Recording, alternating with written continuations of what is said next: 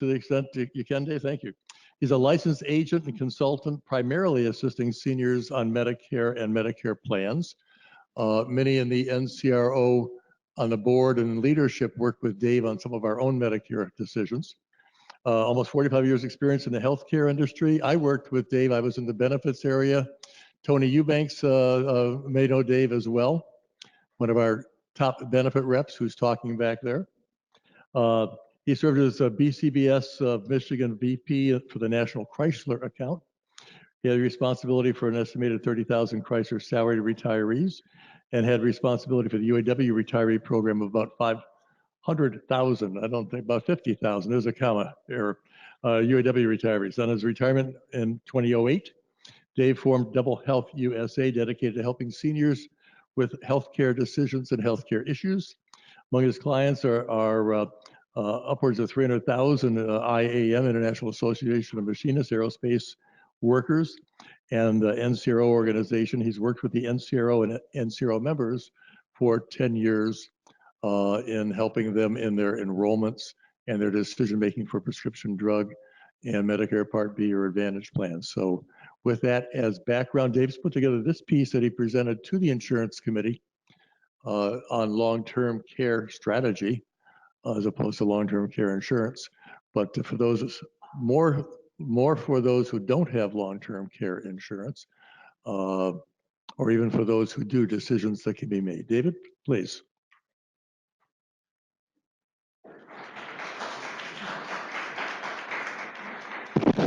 Thank you, Rich. Okay. Well, good afternoon, everyone. I know everybody's probably getting a little tired from sitting down for a long time, so we'll try to go through the presentation as fast as we can with this. But what we'll do is we have at the end of the presentation, we have some scenarios that describe how it all fits together. So if we run short on these on time, we have like 7 scenarios. Maybe we'll skip it down to a couple of them, depending on how things go. But we do have a lot of material, and it's kind of packaged, condensed as much as I could to try to get it all into about 40 pages, but it's still a lot.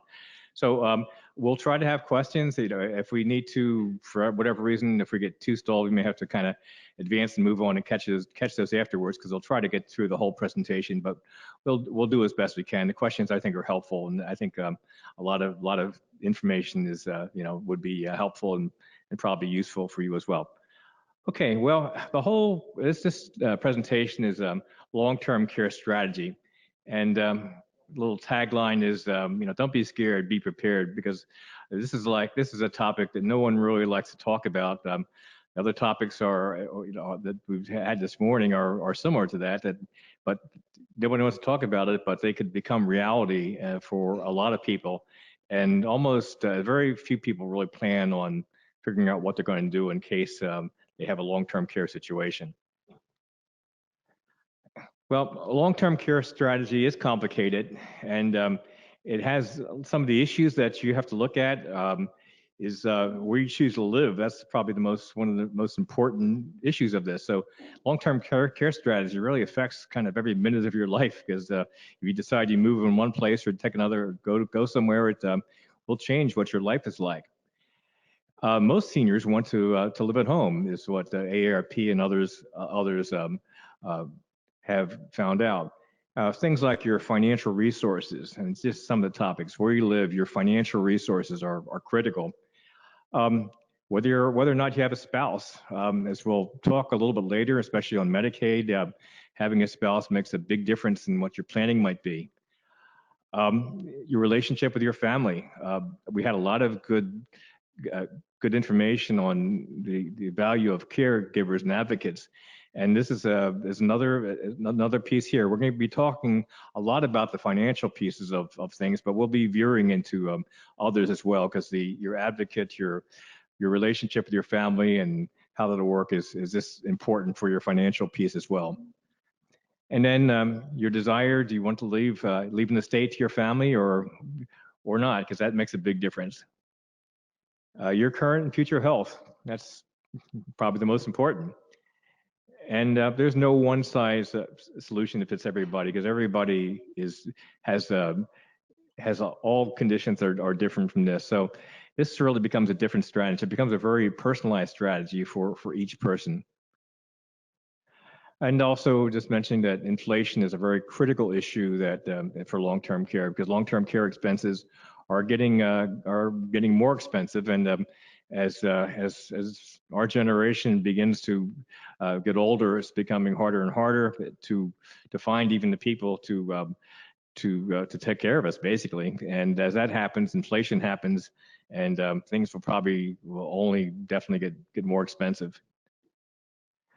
So all of these issues will determine kind of your long-term care strategy. And this is to give you an idea of how complicated it is with this. And this presentation is designed to give a kind of a basic summary of these complex issues.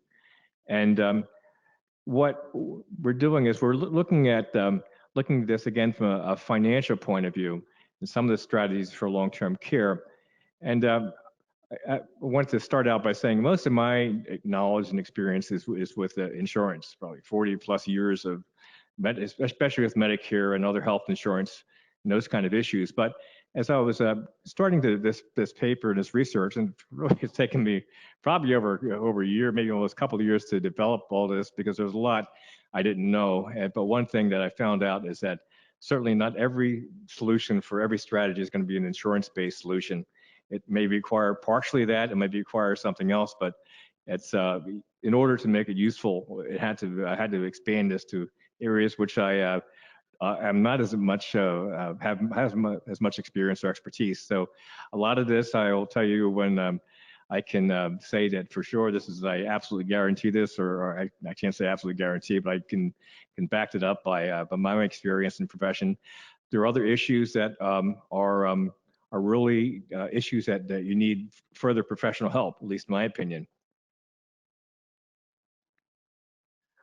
Okay, and I make that point again because we're going to get into things like even touching on things like elder care law, real estate, things like that, which you need an attorney, or you need a licensed mortgage broker or something like that to be able to discuss these things in the detail you need, because the devil really is in the details of a lot of these things. Okay, and then finally, your strategy may combine a lot of different things. It may be a partial insurance solution, a partial family solution. There's a lot of pieces that will need to fit together. Okay, here's our disclaimer on this, and we're basically saying that this is our little like all these drug advertisements saying here's all the things you have to worry about. First, saying this information is accurate when we had put this together, and nobody's making any warranty or on this or any losses or damage, or you can read it yourself. So anyway, this is not legal advice or professional advice. Now, if we get into the areas which I can represent, certified and qualified to do, and we talk about insurance issues, then I have no problem standing behind that and going in detail. But when you get into other issues, as we talk about, what I'll be basically saying is that here's as much as I know as a layperson with this, and you may need some. Well, I've recommended you get additional help to make sure that you understand it. So that's our little disclaimer. How this piece is put together is like this. First, we have get a basic background on long-term care. What is it? How does it work? And then we'll go through some of the insurance-based long-term care solutions. Then we'll look at your home and how that will affect how that can be part of your strategy. And then we'll go through government programs. Now, we'll go through these in a little bit of probably not as much detail as they probably deserve to be discussed. Medicaid in particular is complicated and takes a lot of interpretation for this. But we'll go through this. We'll go through it in at least enough detail to give you an idea exactly what it's meant to do and how it will work. And then we'll talk a little bit about elder care planning, and that touches into Medicaid. Again, this is not legal advice, but saying like, well, if you want to do this kind of strategy, what are some of the things you need to talk about? And if anything, once you get into anything like you're drawing a contract or doing anything like that, you really do need legal advice. And then finally, the other piece we have, so we're going to go through some very hypothetical long-term care strategy examples. These are totally fictional, totally made up, and they may or may not even be the right strategy, depending on exactly the details of everybody's situation. But I think it just, after you go through all of this, it gives you an idea saying, okay, well, what are some of the things that you might be able to do based on the circumstances? Okay. Okay, well, we're going to get some basic background on long-term care, and there is sometimes confusion on exactly what we're talking about with this. And the first thing we want to answer is what is long-term care? How much does long-term care cost? What are your chances of needing long-term care? Okay, well, a general description. I'm kind of flying through this, so if you have a question, please stop me here. But what is long-term care? General description of it? Well, long-term care really is, first, before you answer that question, you have to say, well, how is it defined? What are the qualifying conditions that says somebody needs long-term care? And it really is, for most organizations or most agencies, it's really the inability to do 2 or more activities of daily living. We call them ADLs. And these are things that are pretty basic, like eating, dressing, bathing, toileting, transferring, kind of, i.e. walking, and continence. So those are things that you do every day. I don't think about it, but if you can't do 2 or more of those things, then you're going to probably will qualify for long-term care. It could also mean a mental impairment such as Alzheimer's disease or dementia. So if you fall in that category, if someone cannot do 2 or more of these kind of basic activities of daily living, or have progressed with Alzheimer's or dementia or other mentally incapacitating type of situations, that's what if you have those, that's how what's going to qualify as long-term care. And what are the types of services if for someone who has these conditions? And there are things like home health aides, and there are people who are actually can do things like, even helping give a bath or doing things like that, helping people with those type of activities.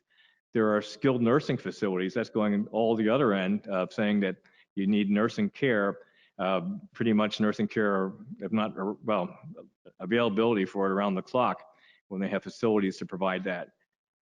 Assisted living is somewhere kind of in between with this. And assisted living is basically that you may be kind of semi-independent, but maybe you might need help getting out of bed in the morning or going to sleep at night, those type of things. And so there is assisted living is probably a less defined type of care, but you're living probably independently, but you need some care at some time, but not 24 hours of care.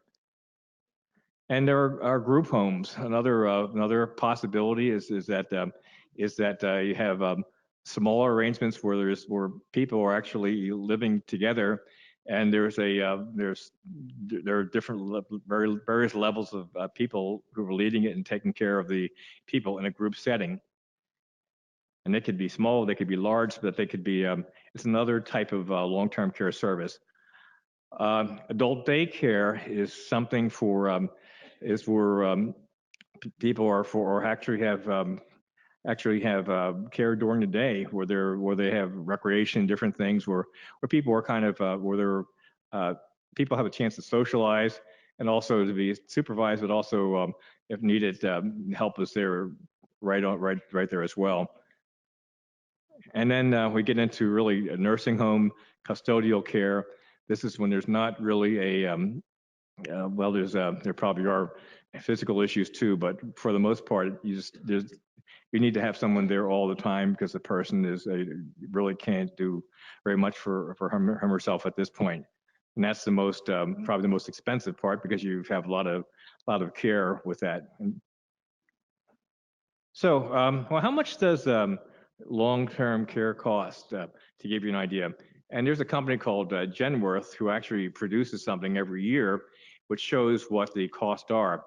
And as you're looking through these costs, one of the questions that you begin to think about is saying, well, do I have enough money to cover these costs or assets that are around that will help me take care of the cost? And so this is Michigan. This is 2018, to give you an example, and it varies in different parts of the country. But a homemaker, and this is for someone who needs help and just even with things like eating and basic things, basic cleaning, things like that, that could for 44 hours a week could be $50,000. A home health aide, and this one goes a step further. They usually don't provide medications, but they can assist on some limited number of medical type of care, and that could be $52,000, a little more sophisticated. The adult daycare, we should mention, could run about $20,000. That's 5 days a week for 52 weeks, but that's probably since it's in a group setting and there's less care given, it's not as expensive. Assisted living, and assisted living is again, assisted living, it's tied up in a lot of things with it, because assisted living, part of it is that assisted living is like independent living. It could be to an extent, but there are certain points when you're going to need some help, and that could be somewhere in that range. And this could vary a lot. This between assisted living, and since it's not as clearly defined as a nursing home or something like that, it's you have to be very careful about what assisted living means. And finally, get the nursing home, and this is you see that cost gets really expensive, and this is something like almost round-the-clock care. So that's the story on this, and you start to think, well, what could you afford this? What do you have this kind of you have these kind of assets around or available? And if not, what do you do about it? But that's kind of what long-term care is, and what services provided, and really how much it costs. So that's the basics of a long-term care. Okay. And well, next question. Well, what are the chances that you're going to need long-term care? And this one is also a little frightening. And 70% of people turning 65 will need long-term care. Now, there's a little bit on this. I've seen estimates as low as 50%, on some things. But this one, and you see a little footnote there on the next page. What I had is that for any kind of statistics like this, I have the next page will show the sources of them and where I found that information, just so you can check that out and look at it. Some other sources may be a little different, but I would only put in here what I could verify and verify the source. So it's a big number. 75% of people will need long-term care. But it's a question of how long you need it and what type is another question. And drilling down a little further in it, the average of men who are 65 who need long-term care is 2.2 years. So it gives you an idea, saying, well, everybody needs long-term care, but it'll be for, is it 5 years or 2 years? And you don't know. These are averages, but this gives you some idea of saying that the 70%, 2.2 years is a lot different than 5 years with that. And for women age 65, the average long-term care is 3.7 years with that. That's under that. People who need long-term care, again, it's 2.2 years on average, 3.7 years for women. And within these averages, again, just to give you an idea, about 65% of the people will receive home care for average of 2 years. Remember, we had all those different types of places where you can get long-term care at home and nursing facilities and others, but about 65% of people will receive care for an average of 2 years at home. And then about 37% of people will need institutional care, and it's the big dollar ones that we looked at. And some of just the key takeaways with this, and you can interpret this however you want, but I think the probability of long-term care, no matter how you look at it, is pretty great. Unfortunately, it's pretty likely that most people will need this at some time or other. But one thing is that 2/3 of these recipients might have home care for 2 years. So that makes it a little different, saying that it's if you had something, if you had nursing home care for 5 years, it's going to be pretty hard for most people to handle that. But if the averages work out that you were one of those 2/3 of the people who are at home who have an average of 2 years, that's possible with this. So the 70% number is frightening, but it is not. You have to look into the numbers a little deeper than this. And I think even though I spent a fair amount of time with this, I think it could even go further. I didn't, for instance, have all the raw data to kind of really go through and look at this. I pretty much took this off of what I could get that I could verify. And then the other one is that more than a third of people will need institutional, or about a third people will need institutional care, and that is the other end of it. For those people who do need care, it'll be expensive.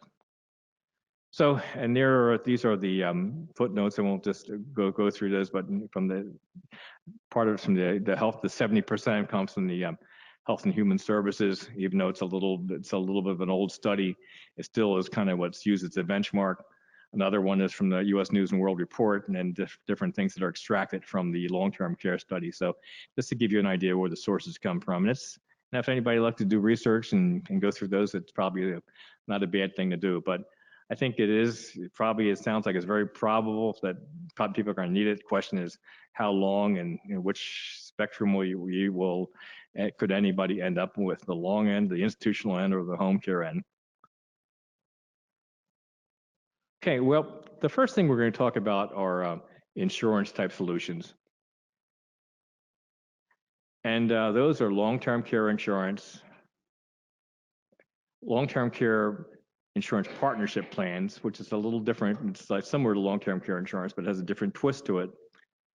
And then we're going to talk about life insurance. A lot of people don't think about life insurance, but a lot of life insurance has long-term care riders, which can provide you with long-term care insurance and while you're living, rather than waiting till you pass away to get your death benefit. And then there's a whole new piece that are called hybrid long-term care insurance and life insurance annuity products kind of combined.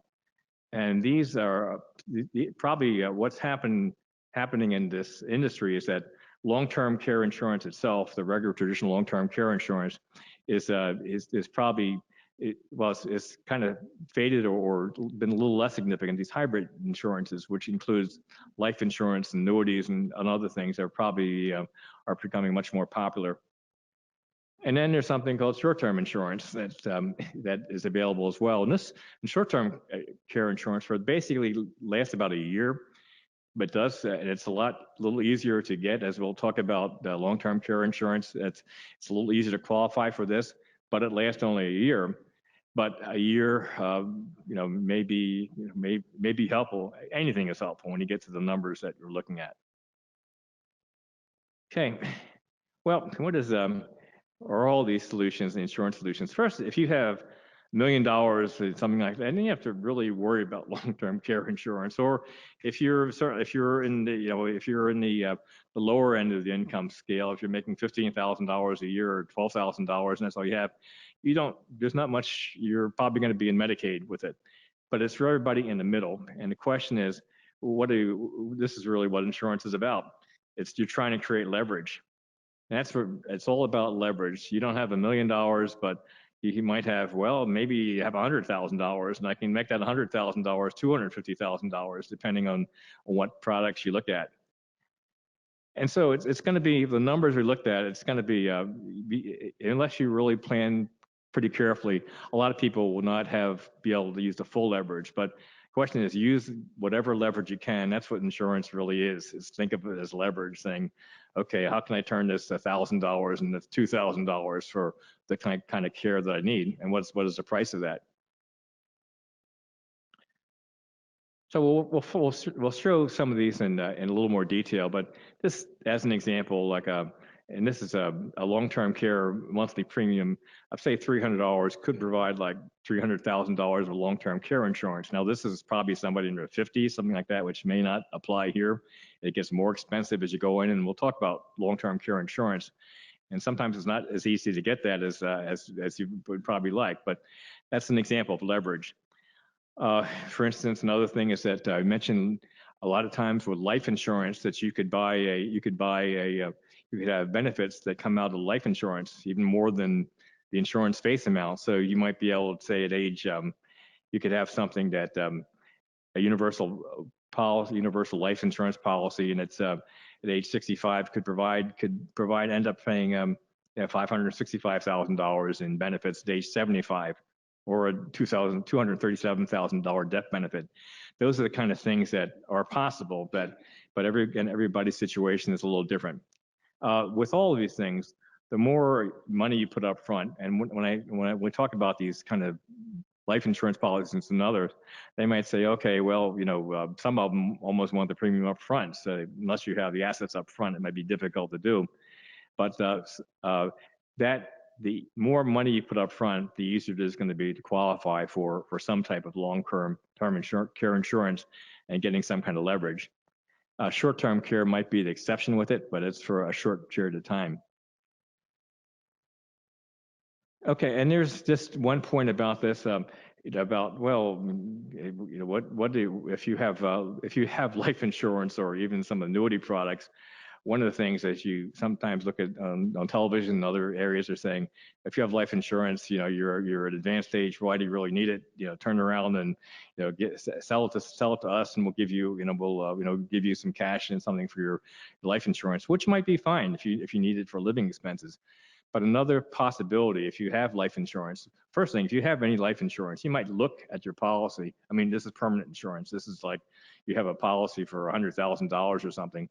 It might have a provision in there that says that you might be able to get some of that $100,000 to pay long-term care insurance. Now, depending on when you have it, almost all the modern policies do have that, but you might look at that to see whether you have it. And if you don't have that, you can do something called an exchange where you can get your old policy and maybe convert it into one that has some of these benefits. So instead of just taking the money and running, if you have life insurance, it's something to think about, saying, can I use that? And certainly it's always good to have money, but can you use that to provide you with some long-term care insurance, which is possible. But again, it's going to determine exactly what you have and whether it's possible. Okay, let's talk about long-term care insurance itself. What does this mean? How does it usually work? It's kind of generalized, but most long-term care plans pay for all types of long-term care costs. So we mentioned home care, assisted living, et cetera. There are some policies that exist that cover, say, only nursing home care. At least there are some. As I looked at it, they're very difficult to find. And they really actually are, I don't want to say a little bit of rip-off, but it really, if you ended up in a nursing home, that'd be great. But the chances you're going to end up in a nursing home for a long period of time, or it's really it's like a coma territory, something like that, with that. And so those policies wouldn't cover you for home care at home. So it's really, but the best policies will cover everything to give you the options of, maybe you don't want to go to a nursing home. Maybe you want to try to do things at home. So most plans will cover all of those type of benefits we mentioned. And they usually have some kind of maximum. It could be a maximum per year, it could be a lifetime maximum. That we looked at this cost we have, it could be 100,000, it could be 500,000, it could be $1 million, depending on what kind of long-term care you have, but it does have maximums. And they usually have monthly or daily limits. Like they might say, okay, we'll pay $400 a month or $500 a month for something, or about 500 would be a short number, but let's say usually something like $200 or $300 a day, something like that. So you have to look at those limits because they have a big limit for the whole cost, but a smaller limit for how much it is per day. And so you have to look at that. That could make a big difference. If you had something that paid $200 a day maximum, that may not cover all your costs. And so with it, where something like a $500 a day maximum would cover most of it. So you have to look at these limits and see how they work with it. And you have to kind of really see if it fits. And they usually have waiting periods. Typically it's 90 days before these benefits start. So you have to have, even if you had a policy, you have to have some reserve for those first 90 days with that. And long-term care policies, once you get in there, they can't be canceled except for non-payment. And even with that, they'll probably they usually send something to you saying, well, in the event that you miss a premium, is there somebody we can contact so that you can, so that we can go back and make sure you keep your policy in place. And a lot of policies too, once you start receiving benefits, then your premiums stop as well. Not always true, but so at least will stop with, once you actually are receiving benefits. One of the things about long-term care insurance, it'll rise as people age, and it could be once you get older, you may not even be available. So you have to look at that to find out about what these look at. And the best way to do it is just to have a conversation, even get a quote, and just seeing what it is. If it's too much, ignore it and say, well, that was good, but I really can't afford it. And these rates could vary significantly by company. It depends on some companies. When long-term care insurance first came into being, people had no idea what these risks were going to be, and they probably underpriced them, and some companies went in and had to adjust them, and they got pretty expensive. So you have to look at the financial viability of the company and also where they're at, because you're counting on this company to provide as a source of all or a good chunk of or most of your protection. And this is the biggest part about long-term care insurance, is that they are definitely medically underwritten. So you have to if you have a lot of health issues with a long-term care insurance policy, it probably will not be, you probably may not qualify for that. And so the trick is to try to get these policies before these diseases or other things begin into onset, or it may not be available. And of course, trying to get that also when you're younger is the best thing, the best of all worlds, to get it when you're younger at a certain age. When it's a lot more less expensive and a lot more likely that you'll be able to get what you want if you're in your 50s rather than your 70s. One thing that a lot of people do not like about long-term care insurance is that you pay whatever the premium is, and it's not insignificant, but you really have no equity. It means that it's like car insurance. If you don't, you pay for your car insurance, and you don't get anything back if you don't have an accident. Well, long-term care insurance works the same way. A lot of people are saying, I'm paying all this money in, I never need a long-term care, and this is just a waste of money. Well, you can get things like return of premiums, like you can buy saying, okay, if I never need this and I die at 70, you can get the premium return. But what long-term care is, at least the way I look at it anyway, in my opinion, is that it's leverage. So you want to get, if you have these kind of return premiums, they might make you feel better that you're going to get something back if you don't use it. But you want to use every dollar you can to leverage as much protection as you can, because of the numbers at stake with that. At least that's my philosophy, but not everybody feels that way. And again, long-term care gives you that pool of money for your financial along with whatever financial assets you have. Now, another type of long-term care insurance is that we have this is a type of long-term care insurance. It's called a partnership plan. And it's a special kind of plan. It's in most states, including Michigan. And what this is we're going to talk about this a little further, but basically, if you get to Medicaid situation, you're going to find out, and especially if you have a spouse with this, in order, I'll give a little preview of the Medicaid. Medicaid is designed for people with very low incomes. And so it also was originally people for nursing homes. So it's designed for people in low income. So if you're a middle-class person or even upper middle-class person, and you suddenly find out that the only way you're going to pay for this is through Medicaid, well, since it's designed for people with lower incomes, you're going to be kind of reduced in your income level to get Medicaid benefits available. And one of the biggest one of the biggest issues saying, okay, well, say the husband needs long-term care, but the wife does not. And how do you protect her assets? Because a lot of your assets are all together.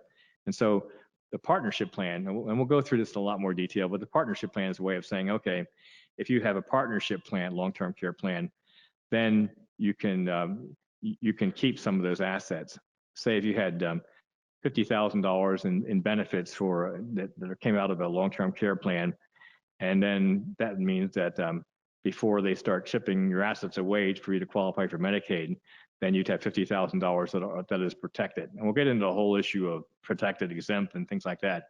But the goal is you want to, especially if you have a spouse, you want to preserve as much assets, most of your joint kind of assets for the spouse, so they have so they can live the lifestyle you hope are living now.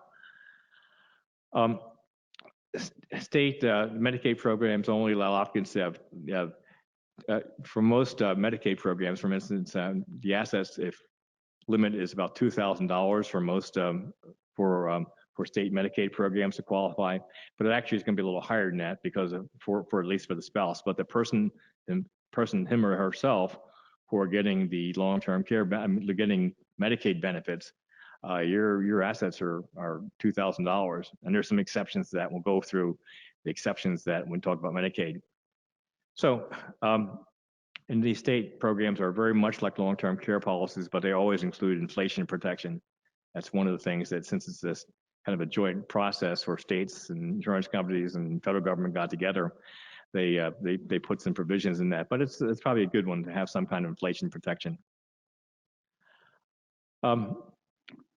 So they cost about the same as regular long-term care insurance, which again is not inexpensive, but this is a certain aspect of it.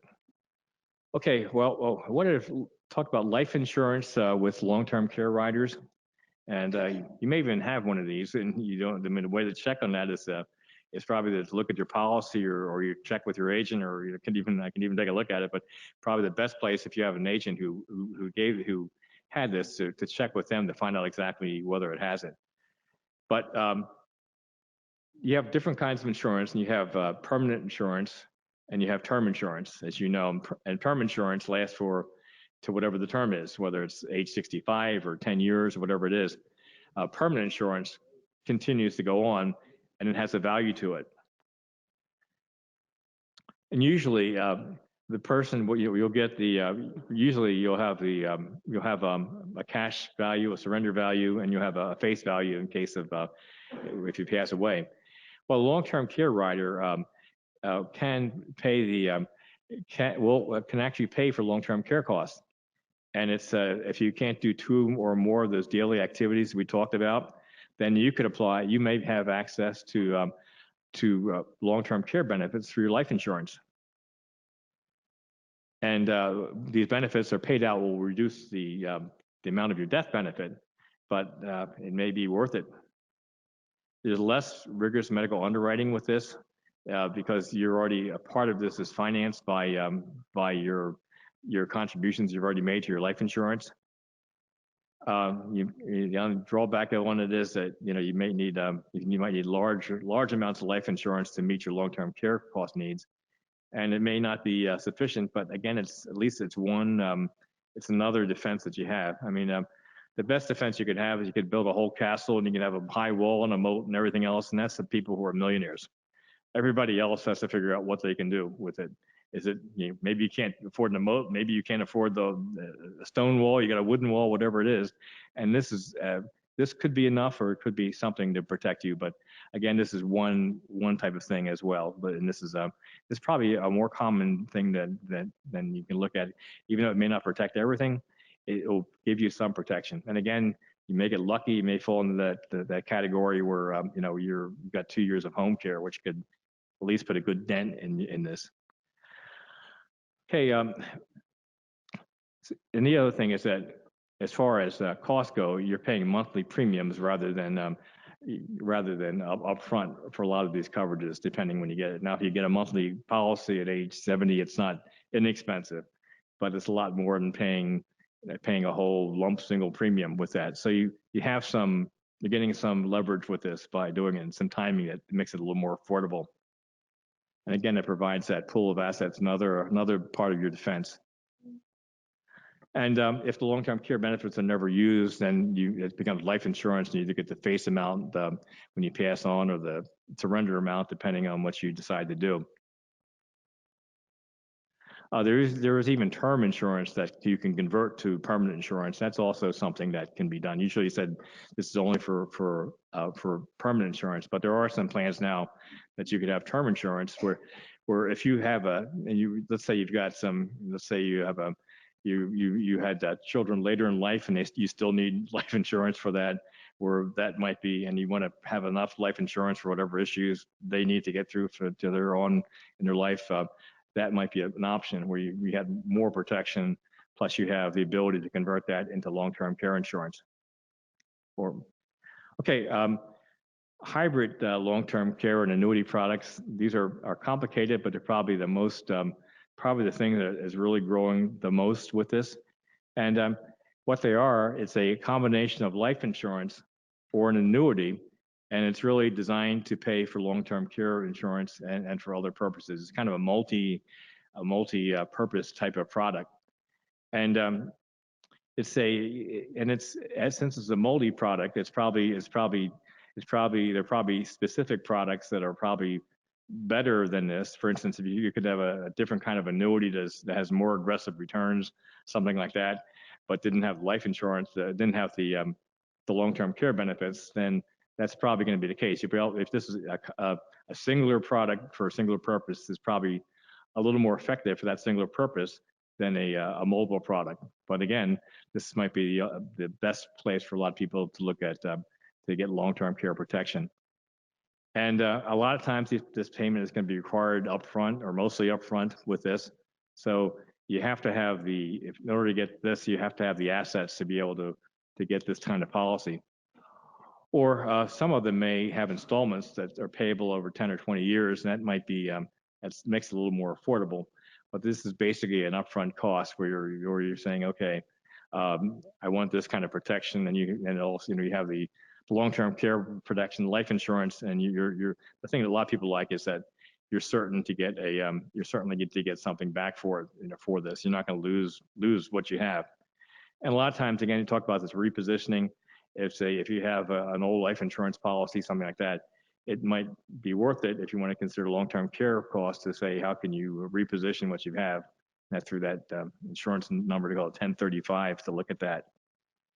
And some hybrid policies can even cover both spouses, which is helpful because long-term care insurance is usually per person, even though you may get a discount if you have two people, but you actually can have policies that actually will handle two people. And so typically these will have 2 or 3 times the face amount of what the insurance is. If it's life insurance, if it's a $200,000 policy, it could be $400,000, it could be $600,000 of long-term care insurance. So it does multiply the most, where a life insurance policy will be the face amount of it. If it's $100,000 and it's $100,000 of long-term care benefits. And so this gives you another way, again, to give you leverage. And again, the best situations is have the money. You don't have to really worry about this.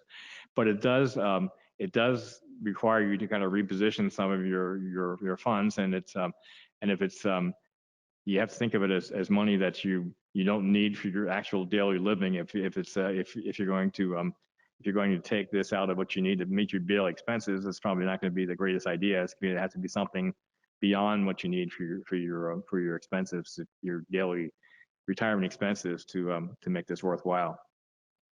And there are wide varieties of products. They're very different. You really have to go through all the details to make sure that you get exactly what you want and at the best price you can.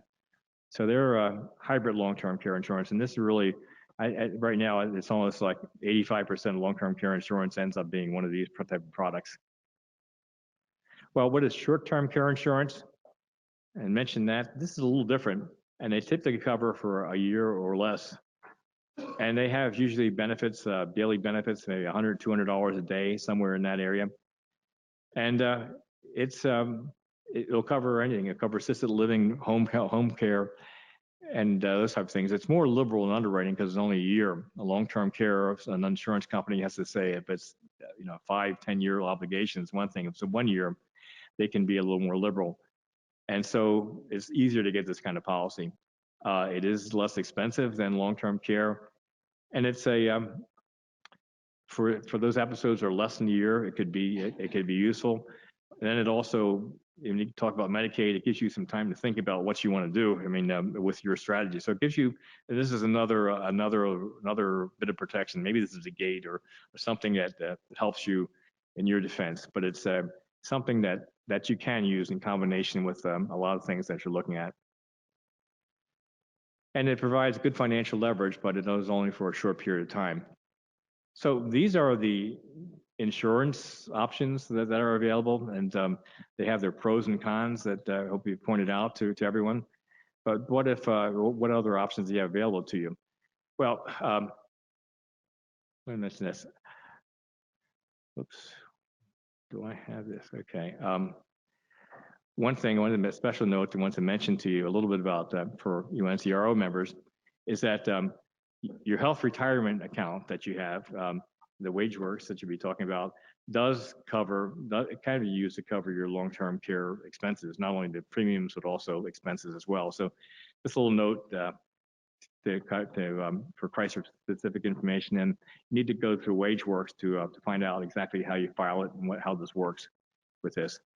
And also, some people also have the Merrill Lynch retirement healthcare account. They can also be used for long-term care expenses, even premiums or the expenses themselves. So this is another little piece that you have that is out there that for many Chrysler members. And again, you guys know much more about the retirement healthcare account than I do, but you really basically laid money aside for these, and they're held by Merrill Lynch and a variety of funds. And once you retire, you can draw on these funds to reimburse for premiums and eligible for long-term care premiums and eligible medical expenses. So just a little note that don't forget about these two. Some of you may have a lot of money, especially in these retirement healthcare accounts that you might be able to use too. So that's another defense that you have. Again, please contact Merrill Lynch to tell you about how these work, or the NCRO, but I think that's another defense again that you have. Okay, another piece that you might think about, that at least most people have, is your home equity. And you may not think about that as a way of dealing with long-term care costs, but it is for a lot of people, maybe the primary way of doing this. Well, I mean, there are different things you can do. Well, just for instance, you can sell, if you have a large home and everybody's out of the home, you certainly can sell it and get something to reduce your maintenance costs and modifications, those type of things. But it may not seem like that's a long-term care strategy, but it is, because you're turning your home equity into some kind of, into a financial asset that you can use for one of these purposes. Lower cost location, and I'm out of the tracks a little bit about talking about about financing it, but it's a big part of that. Where you decide to live is a lot. It will determine your financial assets, and you need to think about vacation homes. When you get to be a certain point, you need that second home. So again, I'm way out of my league here, but this is just things to think about, as I would think about as a layperson in trying to figure out how can you build your defenses up. Another way of looking at this, another part of this, is that we'll talk about the progressive care facilities. And there are facilities, and they're all different types of them, but there are facilities where you'd say, okay, if I enter this facility and maybe you start out independently living without any need for assistance, well, then maybe at certain point, you need help with certain parts of your daily living. And if the worst comes to worst, you actually have to be in a nursing home facility.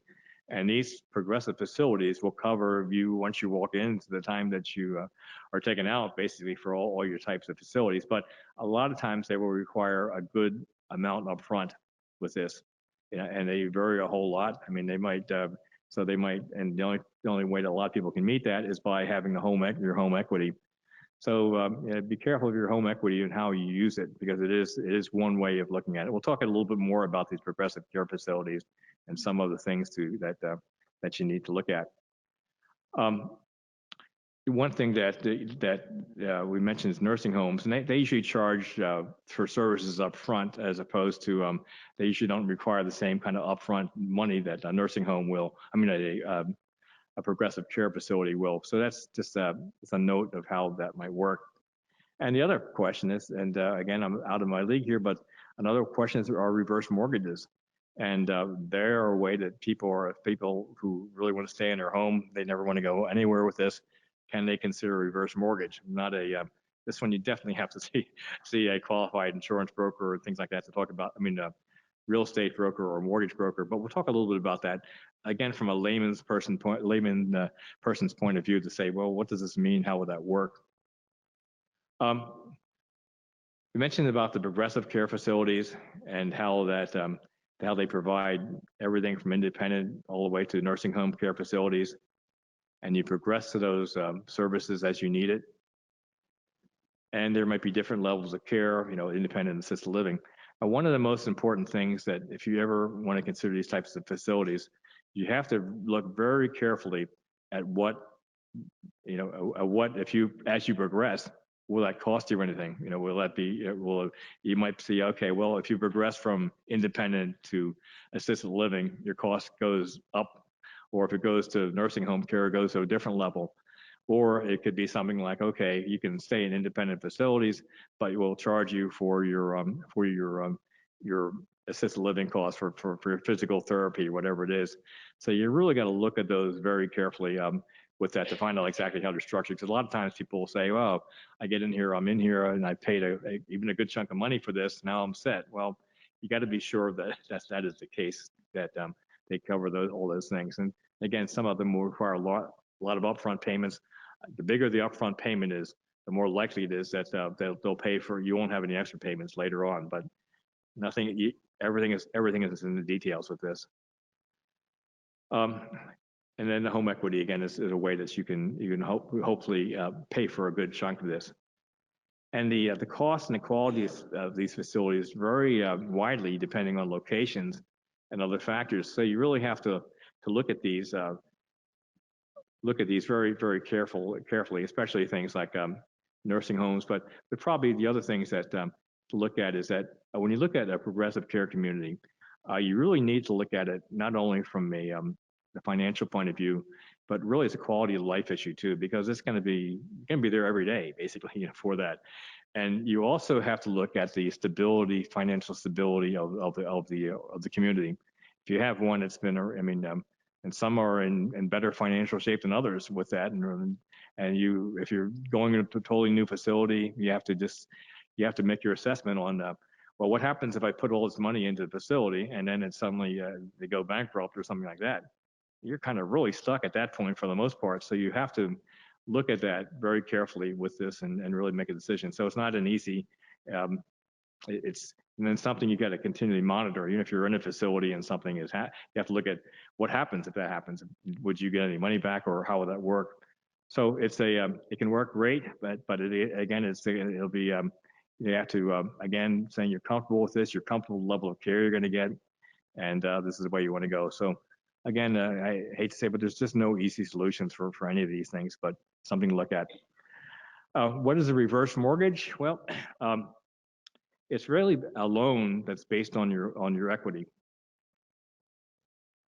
And the borrower, or say the homeowner, receives a lump sum or monthly payments. And the good part about it is the amount that you receive can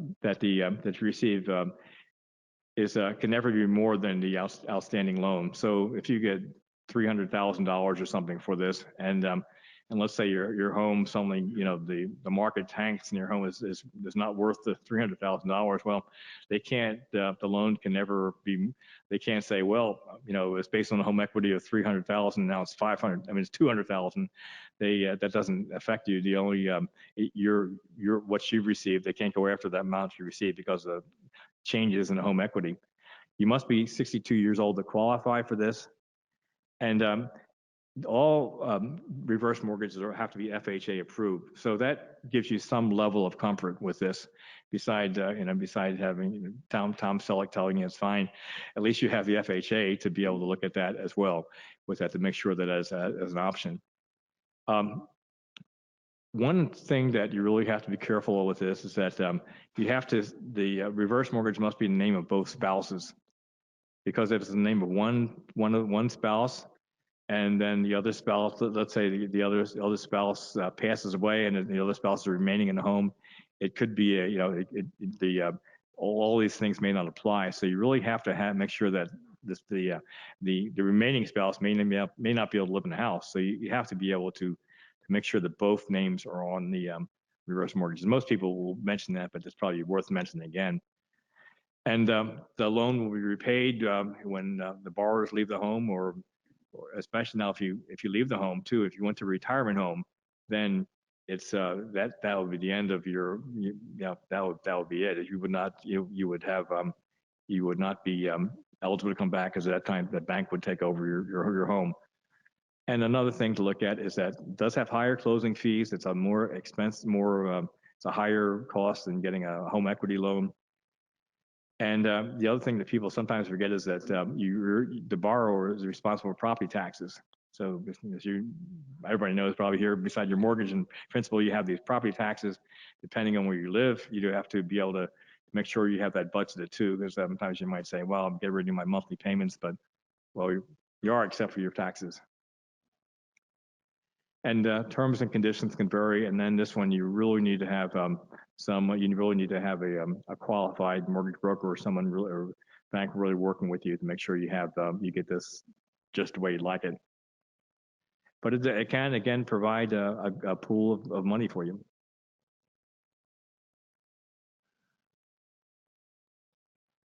Okay, let's get to government programs with this. And we'll not be spending as much time as we probably should with it, but hopefully we'll give you a good idea of how they work. And we'll talk about Medicaid. And when we talk about Medicaid, one of the things that we will talk about beside the Medicaid program itself are how assets are considered. They're either assets that are considered or not considered, and it makes a big difference if you if there's two of you, if you have a spouse, because you want your spouse to have as much of your assets as she can if she's not not getting Medicaid benefits. We'll also talk about something called a program for all-inclusive care for the elderly, or PACE program, which does provide long-term care benefits, and we'll talk about that a little bit. And then also, just a note that Medicare has very limited coverage for long-term care. It basically only covers you when you get out of the hospital for a period of time, or cover some of the it also cover hospice benefits, as I might have mentioned, and some Medicare Advantage programs are not covering some home care expenses, but Medicare basically it's not going to play into long-term care for the most part. Okay, well, a little description on Medicaid and how it works. And Medicaid is a program that's administered by each state, and it's funded heavily, or most part, by the federal government. The eligibility requirements are state specific, even though there are certain rules that all plans have to follow. Most states use these activities of daily living, these ADLs, to establish their eligibility. And interesting note about this: about 30% of Medicaid funding is devoted to long-term care benefits. So if you see someone saying, if someone wants to say they're going to cut some Medicaid benefits, it's not just the low-income people will be affected, but it also will be anybody who's receiving these benefits, which could be very well be certainly not low income as well. And Medicaid, again, was designed for low income beneficiaries. And so if you're a middle income beneficiary, you're basically going to drop to, in order to qualify this, you're going to drop to a kind of a lower income and asset level to qualify for long-term care benefits. Because since they designed it for, he didn't design it for the middle class. It was really designed for people who had really no assets. So it's kind of a little bit of a shock to see what that means, how that will actually work out. Again, you have their income and asset limits to qualify for Medicaid. To give you an idea, the income limit is $9,000 for 2018. This is for the person who's receiving the benefits. Asset limit is really limited to the $3,000, but as we'll see, there are exceptions to that for that. But you can get an idea of what these look like. And again, Medicaid is really designed for nursing home and skilled home care, but recently they may cover some assisted living, and they also may cover some home care too. And most of them cover home care. The Michigan one covers home care through some waivers, but it's really something that was designed for a nursing home. And the other thing is not all medical care facilities accept Medicaid, or may limit the amount of Medicaid residents are accepted. So, one thing about just as an aside, if you have if you had to go to a Medicaid facility, or you think that you don't have the assets to go for a long term, sometimes if you had any private money or any private funds, at least get you in the facility, and then if you later had to change the Medicaid, your chances of getting in are usually better. Not always the case, but that's why it's good to have a little something to get you in there to get a bed, even because it might be a difficult thing to get. Assisted living residency charges. Now, for assisted living, you're paying just for your kind of room and board. They're never paid by Medicaid. Well, let's get to how assets are considered, and this is important. Is if you have a spouse, and you have assets. You saw the Medicaid limits, that the asset limits, and they're pretty low with this. You can see it's $2,000 per individual, $3,000 per couple, but there are some assets that are not subject to that limit. And first, personal effects and household goods are not subject to it. And home equity is probably another piece of it. In most states, it's up to $585,000. It could be even more if you have a disabled dependent.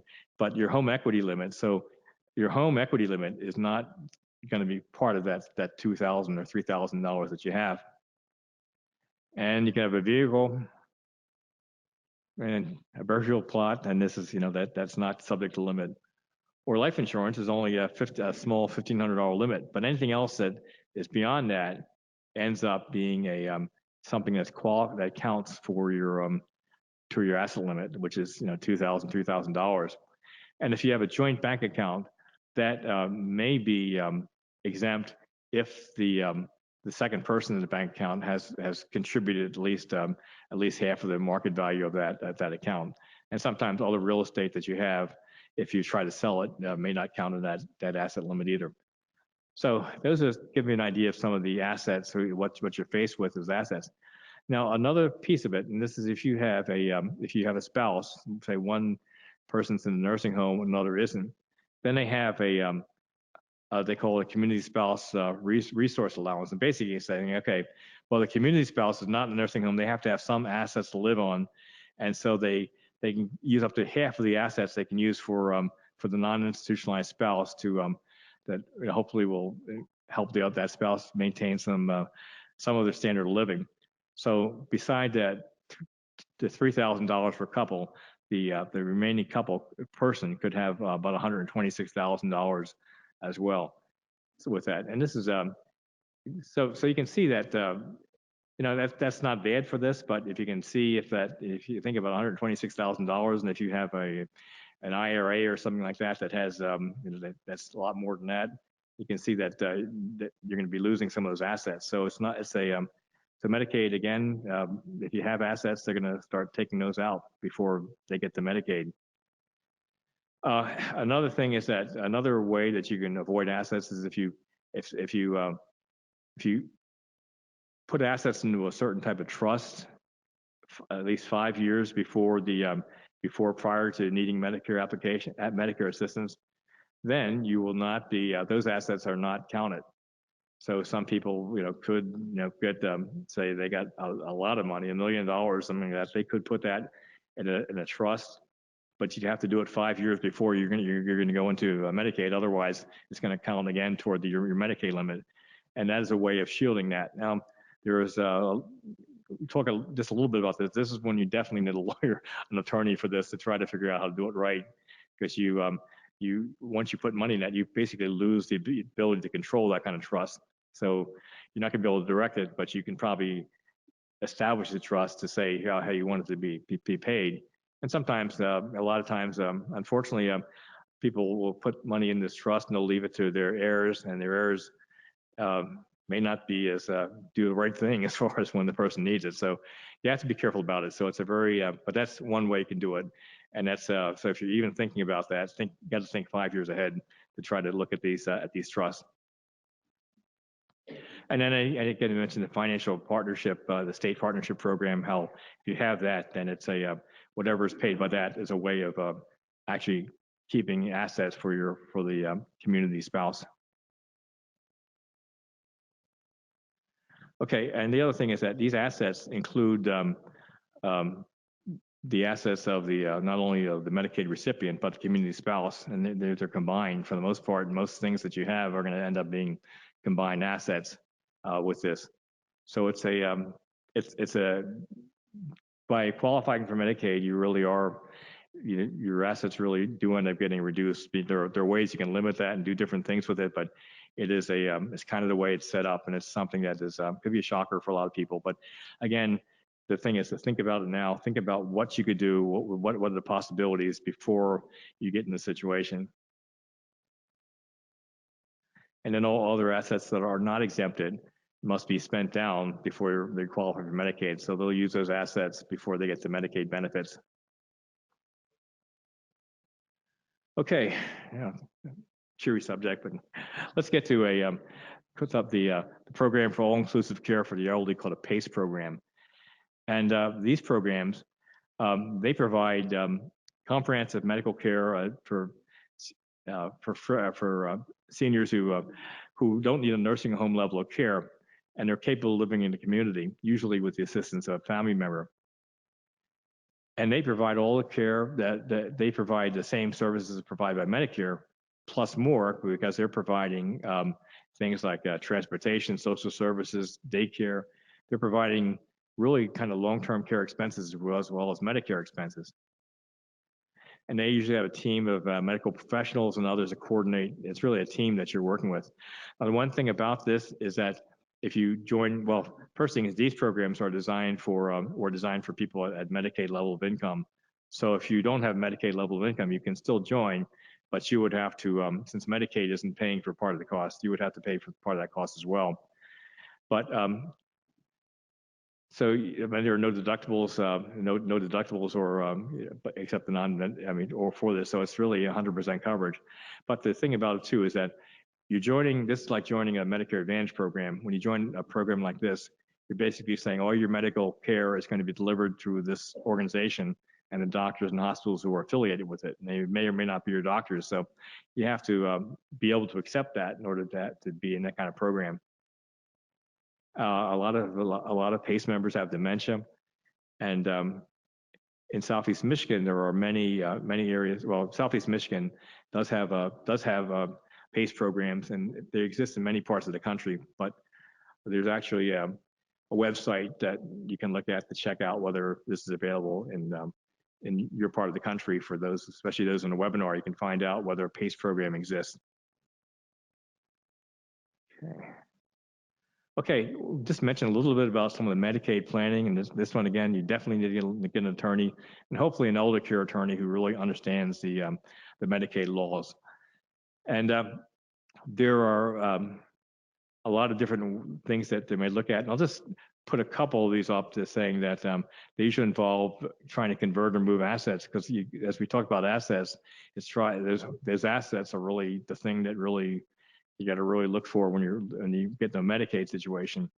And some of the legal vehicles they have and I won't go through too much of these, but they have things like a Medicaid compliant single premium annuity. What's that mean? Well, if you have assets and they're going to be definitely counted with that. You can, in certain states, including Michigan, buy an annuity, which would not be counted. But what would happen is that you can have that annuity paid to the community spouse, and it gives the community spouse some additional money, which they wouldn't have, which otherwise the state would get. Now, I should say these are a little controversial, and the states hate these, but they exist as of right now. But again, this one you need an attorney to figure out what risk you're taking, how it'll work, and you have to be sure that you have to have exactly the right kind of annuity to make sure it complies with it.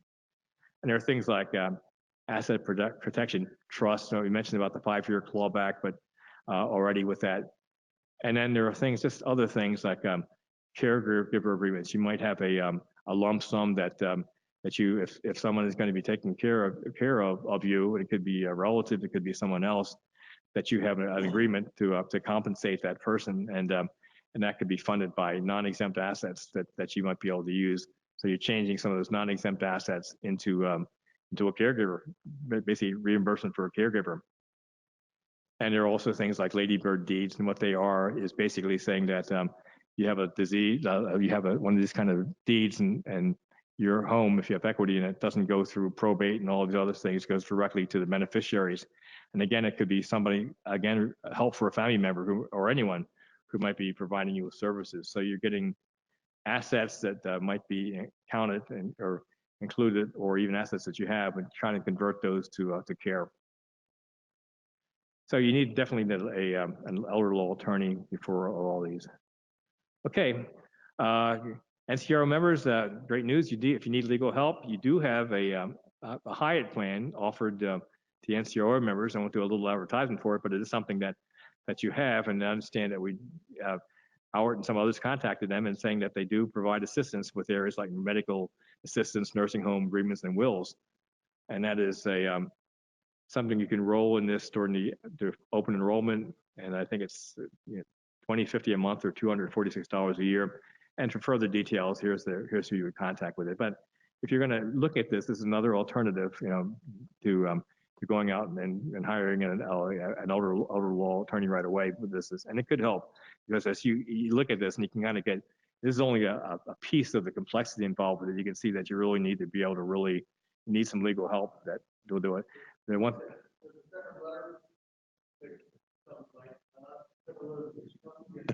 October to all FCA Chrysler retirees from MetLife Hyatt Legal Plan for enrollment. And that enrollment date ends sometime in mid-November, and you can turn it off a year later. You can just continue a year later as well. Okay.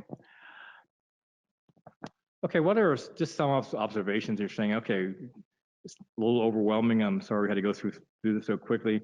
And also, if anyone has anything additional that I've missed and saying you forgot about this program, I would appreciate you letting me know. But I was not able to find it. But anything we could add to this to make this better, I'd be glad to do that. And I think this is opinion at this point, but I think there are 5 critical decision factors that you need to make. And the first one is where you choose to live. The second one's the level of your caregiver support with this. We mentioned that your caregiver is mentioned in the presentations earlier, but that caregiver is everything, with this, for whatever if you're lucky enough to have one.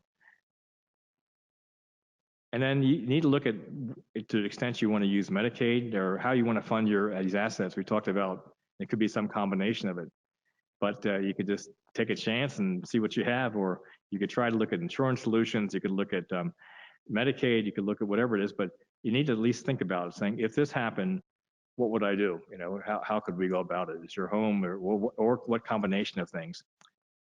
And of course, your assets and income, because most of these solutions are in addition to your living expenses. So it's something you got to look at that you have to be able to have. And then your health is critical. Of course, if you can beat the odds and you're one of those who are in that 20% who only need short-term care for 2 years or less and can stay at home, that's where you certainly want to be. And now, if we like to, we could like to go. I'll go through some hypothetical examples of this. How much time do I got, Rich? Do we need? I can go through maybe 1 or 2 of them. I can. If we've lost about half of the group, I understand that. Okay. or we could skip them all together. I'm not sure if it would be, It's in the material. yeah. And the material, all this is just examples of how this could fit together, and use some of these examples showing how it'll fit together. So, yeah. Thank you. Thank you, Rich. It wound up being a more difficult balance than expected, letting the speakers say what they came to say because we think it's beneficial, and being mindful of your time. I realize we're 45 minutes beyond where we thought we would be. The speakers are available back there. There is